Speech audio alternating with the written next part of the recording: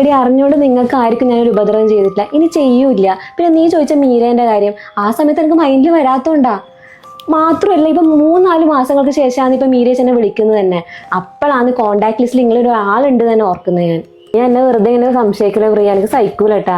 ഞാൻ 2 15 മാർക്കിന് ക്വസ്റ്റ്യൻ പറഞ്ഞു തന്നെ, ഇപ്രാവശ്യം പാസ്സാണ്ടേ. നന്ദി കുരുപ്പേ.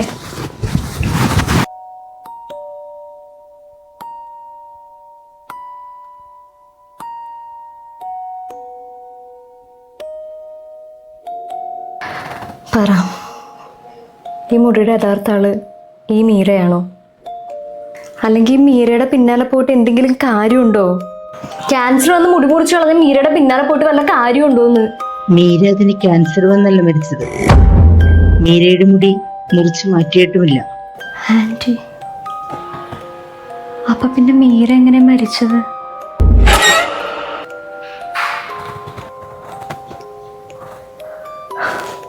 പിന്നെയും പോയി. ഈ 2 ക്വസ്റ്റ്യൻസ് എന്തായാലും നോക്കി വെച്ചോ. 80% ചാൻസ് ഉണ്ട് ഇത് വരാനായിട്ട്. ഇത് രണ്ടുപേരും ഉറപ്പാ. 15, 15, 30 എനക്ക് പാസ്സായത് മതി. ഇതെന്തുവാടി തെങ്കാശിപ്പട്ടണത്തിലെ ദിലീപ എടുത്തു ഊരിടി ശവമേ. കൊള്ളൂല അല്ലേ? സാറേ ഇനി സ്പീക്കറിട്ടെ. ഹലോ, എന്താടാ? അയാടാ, അതില്ലേ മീര മരിച്ചത് ക്യാൻസർ വന്നു തന്നെ ആയിരുന്നില്ലേ? അതെ, അങ്ങനെയാണ് എന്നോട് അമ്മയും പറഞ്ഞത്. എന്താടാ കാര്യം? അല്ല, അപ്പൊ ആ സമയത്ത് നീ എവിടെ ഉണ്ടായിരുന്നില്ലേ? ഈ മരിച്ച സമയത്ത് ഞാൻ ഉണ്ടായിരുന്നില്ല നാട്ടില്. പിന്നെ ഞാൻ പറഞ്ഞില്ലടാ, ഈ കുട്ടി അങ്ങനെ ആരോടും ഇടപഴകുന്ന ടൈപ്പ് അല്ല. ഈ രോഗം വന്നതിന് ശേഷം ആ കുട്ടീനെ ഞങ്ങൾ വീടിന് പുറത്തേക്ക് കണ്ടിട്ടില്ല. ആ കുട്ടീനെ മാത്രമല്ല, അമ്മേനെ. എടാ, നീ മീര ക്യാൻസർ വന്നല്ല മരിച്ചേക്കുന്നത്. വേറെന്തോ പറഞ്ഞു കാരണം. അത് മറ്റാരറിയരുതെന്നുള്ളത് കൊണ്ടാണ് അവരതിനെ ക്യാൻസർ ആക്കിയത്. എടി നീ എന്തല്ലേ ഈ പറയുന്നേ? ഈ കാര്യം നീ എങ്ങനെ അറിഞ്ഞത്? അതൊക്കെ ഞാൻ പറയാം. ഒന്നില്ലെങ്കിൽ ആളുടെ മരണം ആത്മഹത്യ, അല്ലെങ്കിൽ കൊലപാതകം. ഇതിലേതായാലും അതിനൊരു കാരണം ഉണ്ടാവും.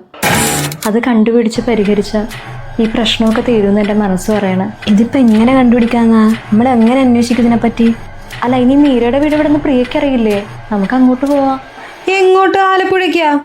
ഞാനൊന്നുമില്ല അങ്ങോട്ട്. എൻ്റെ മോളെ, 1ാമത്തെ കേസ് എക്സാം വന്നിരിക്കുക. അങ്ങോട്ട് ചെന്ന് കഴിഞ്ഞാല് അമ്മ എന്നെ ശരിയാക്കും. മാത്രമല്ല, അമ്മയ്ക്ക് ഈ ആന്റിയായിട്ട് അങ്ങനെ വലിയ ഫ്രണ്ട്ഷിപ്പ് ഒന്നുമില്ല. കുടുംബശ്രീ യോഗം കൂടുമ്പോഴേക്കും ജസ്റ്റ് കാണുമ്പോ സംസാരിക്കും, അത്രേ ഉള്ളൂ.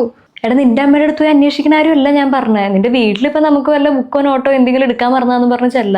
എന്നിട്ട് ആളുടെ വീടില്ലേ, അവിടെ ഒന്ന് പോയി അന്വേഷിക്കാന്നാ. എടി ഇതൊക്കെ കൊള്ളാവും. ഞാനില്ല ഇതിന്.